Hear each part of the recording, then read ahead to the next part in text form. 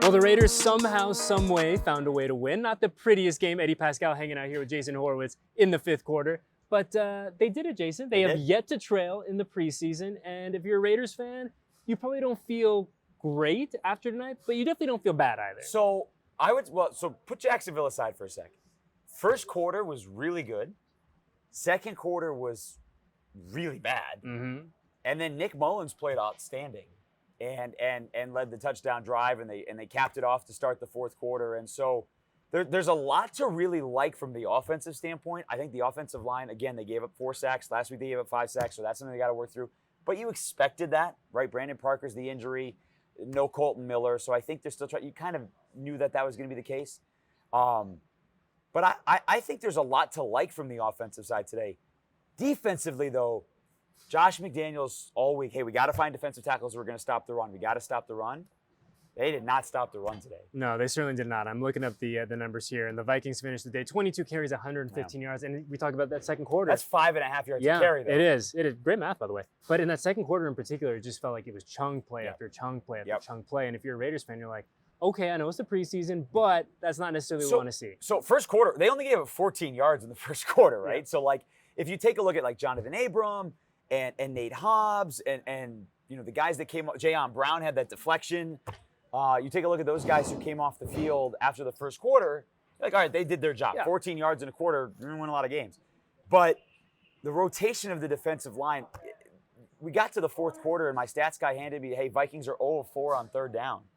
I'm like, how are they 0 of 4 on third down? They haven't been stopped. It's because they didn't have third downs. They were 8-yard run first place. You know, they're 12-yard first down plays. So, like, they're going to have to go back and figure that out this week. Yeah, and I think when you look back at the offensive line, and we talked about the good things that the Raiders did offensively, but it was another game where it was like there were really good things on the offensive line, and there were things that were not so good. Once again, the Raiders go 140, so they go 150 last week, 140 this week. So if you're looking at positives, 2 for 2 in that regard. But then the flip side of that is 5 sacks last week, 4 sacks this week, and I think it's important for everyone to remember. You said it perfectly. There's no Brandon Parker. There's no Colton Miller. You're experimenting. You're mixing things around. You're trying to figure out what sticks. And so you're putting guys in positions that you're probably not going to see them in this regular season unless something really bad has happened. I think something pretty interesting from the first half. So, you know, we don't know the extent of Brandon Parker's injury, right? So that's still TBD. And even coming into this season, you're like, where's Brandon Parker fit? You probably think swing tackle, not starting tackle. And maybe as camp goes on, you're like, okay, maybe he'll be a starting tackle. Alex Leatherwood didn't start at right tackle today. It was Thayer Munford who got the start. And there was a lot of talk about how hard he's been working. And, you know, he met the media Wednesday, Thursday this week. He got a chance to talk to the media and all that stuff. So he was the starting right tackle today. And then Alex Leatherwood got all the work in the third and fourth quarter. I think maybe towards the end of the fourth, they switched it out and they had switched out. He didn't play the last series or two. But that's when they started running the ball to the right side. And I think that's interesting. Again, different players.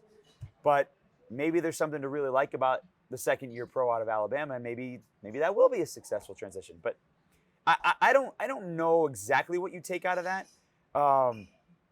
But it is something that's going to be a work in progress. And I don't know that you're going to feel really confident about it as a fan until Chargers week 1, Cardinals week 2, Titans week 3, and then we find out where you actually stand in all of that. Yeah, and I think it's tough too because, I mean, we've talked about it a lot, and since you've joined us, you've heard the same thing we've heard. Yep. The biggest question surrounding this team, for the most part, depending on who you ask, is the state of this offensive line. Right. Who's going to end up where? If the offensive line can hold up with all these incredible weapons that Derek Carr has at his disposal, things are going to go really well. But the big question mark, the kind of preamble to all that is, will this offensive line hold up? So to your point, I think it's going to be a couple weeks, probably into the first quarter of the regular season before we really know what we have out of that group. But it's definitely something to keep an eye on as we go through the rest of the preseason. So let's go positives for a second. Yes, please today, do. Okay, so one of the biggest storylines is, hey, who's going to be wide receiver 4 or 5? And if they keep number 6, was going back in the Patriots. And not, you weren't in this meeting this week, but when we were sitting down with Josh McDaniels and Dave Ziegler, I asked Dave about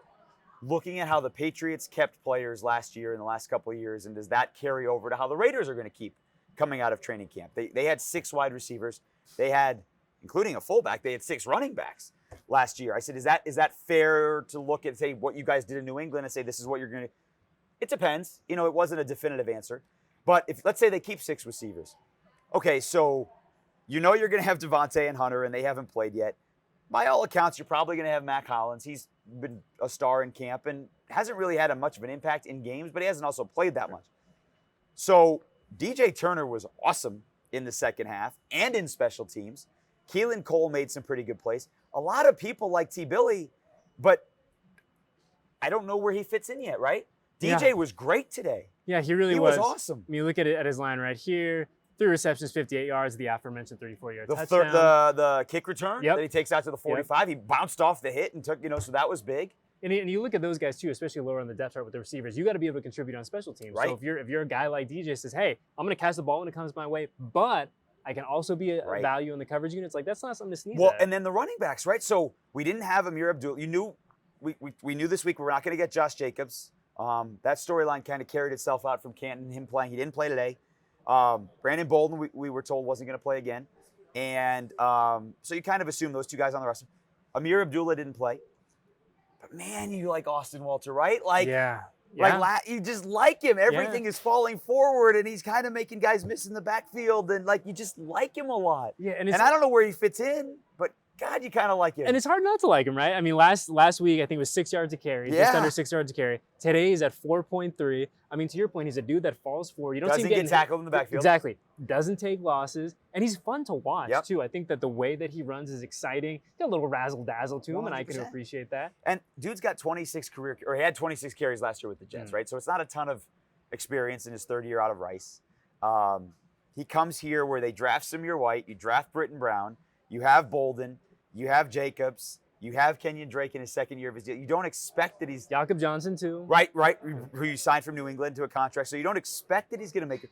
But he's making everything on tape to be like, I should make this roster. Yeah, I mean, and that's the beauty of the preseason, right? We see this every year across the league. The Raiders are no exception to this. You see every year guys that you're like, I didn't know you in April or May, but then come the training camp, come the preseason, you're like, this dude's a lot of fun to watch play football. Fun. So...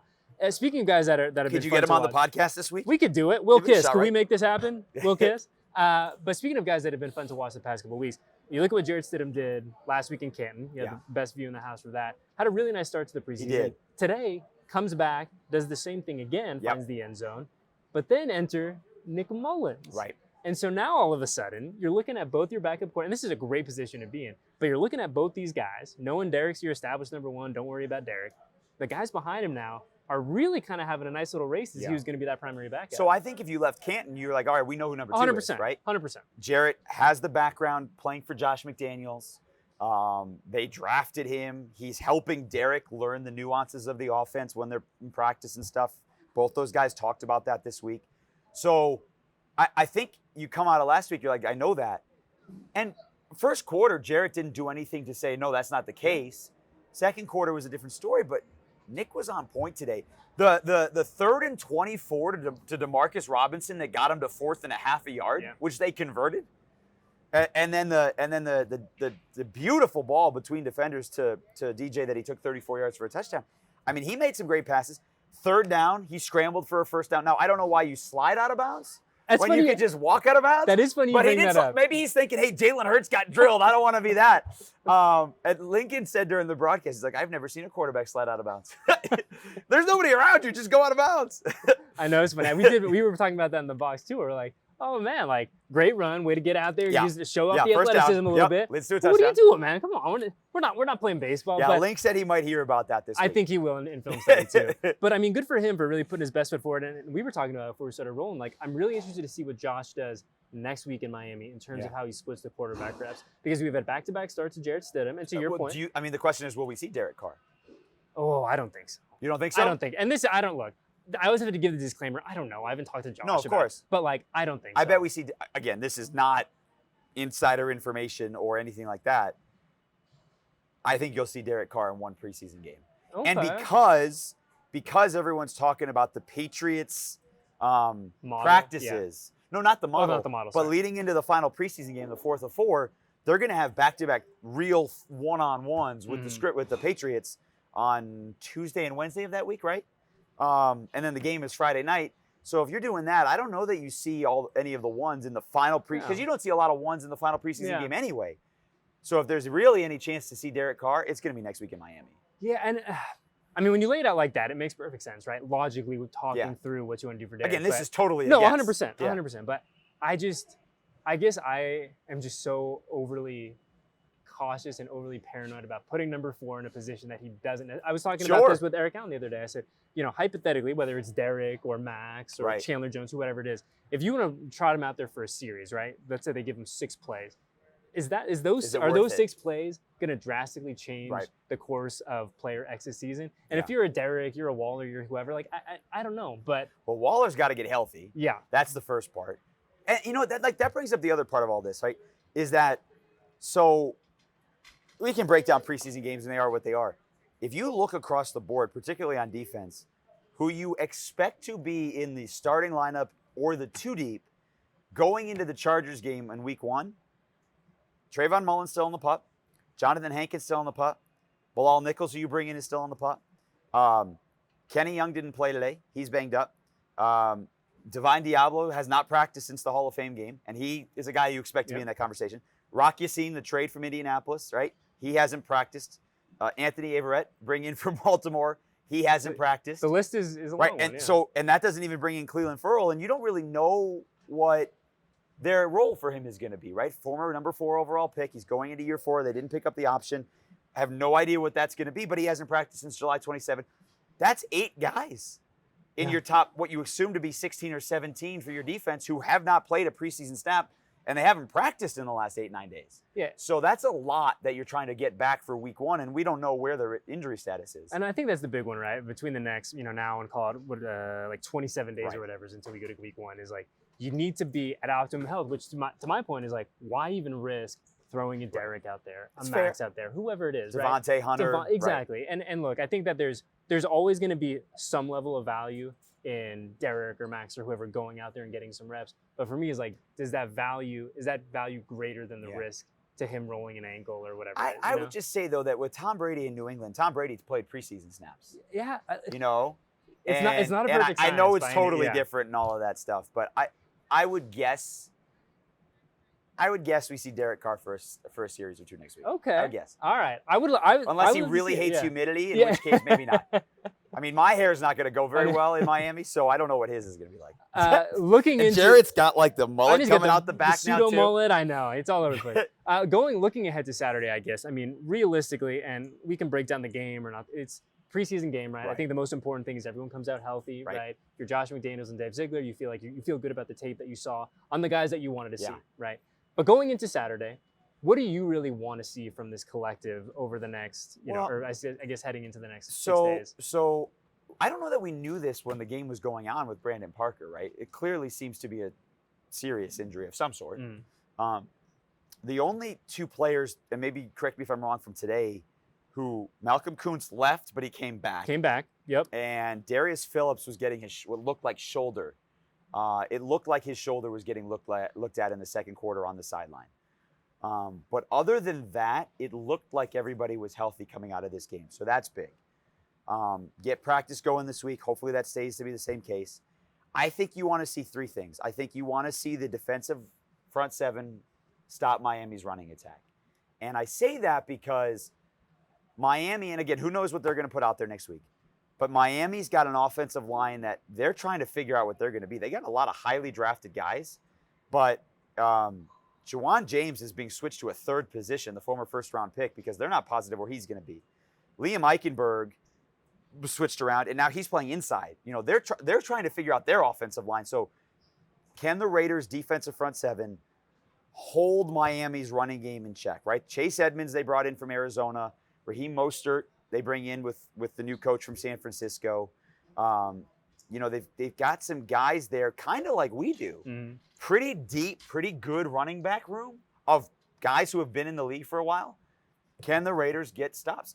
5.5 a carry is that's not gonna make anybody in practice this week happy. Certainly not. But the beauty of having the extra game, having the extra week, we still have, as incredible as it sounds, we still have a long way to go. And can they get a takeaway? Yes. That's the other part, right? I mean, that one. So 3 things from last season: offensive line, penalties, and lack of takeaways. There were penalties. They finished with 6. I don't know what the final number today was. 6 against Jacksonville, but if you look at the first half, they only had one penalty with the main starters on the. Yep, on the they had in one the at the first half. I think today there were only two in the first half, and I don't know what they finished with. 4 for 29 yards. Okay, so. that's a good number. Yeah, good that's number. a really good number. Those are like Josh McDaniels has been harping on that all in camp. That's a really good number. But they only had 15 takeaways last year, right? They had one last week. They didn't have any this week. That's an average of 9 takeaways for a season. That's got to go up. Yep, 100%. And I agree. And look, that's a big thing that this defense knew, fan base knew. Hey, 100%.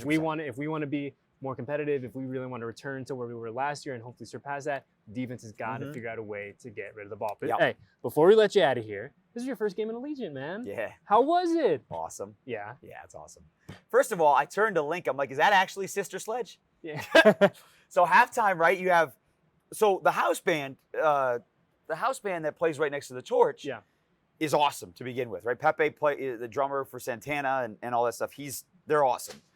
And then you get to halftime, and you got the Raiderettes and the 60 years of the Raiderettes, and the entire field is filled up with Raiderettes from years past and years present.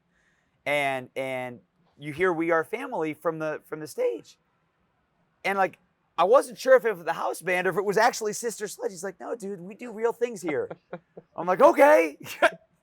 So it was awesome, and the stadium's awesome, and so preseason is what it is, but this was pretty cool. Yeah, it was really good. And I have to give the fans credit too. Like this place, especially towards the end, Yeah. it was jumping. It was a good energy in here. Link had to remind me that they're playing to win the game. Yeah. That we got it.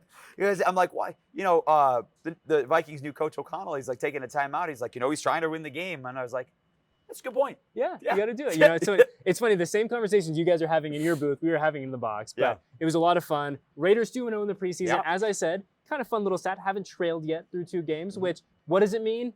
Who knows? Is it kind of fun, though? It means they haven't trailed yet. Exactly. They're building confidence. That's important, too. 100%. 100%. So hopefully we keep that confidence rolling as we get ready for the Dolphins and then finish this thing up here in about 2 weeks, right? When we welcome the Patriots. 3 games in 17 days, 18 days? Is that what it is? It's 3 and 17. Sunday, Saturday, Friday, right? So 3 games in 18 days? Yeah, but it's fun. With 2 scrimmages in between. We're going to be busy. My guy Sam Freed's looking at me. He's got a lot to do, but this is a lot of fun. I appreciate you hanging out with us, hanging out late. Get home safe. We will see you very, very soon. And we will see you guys next week after what is it, week 3, or I guess technically week 2 of the preseason, of the preseason against the Miami Dolphins.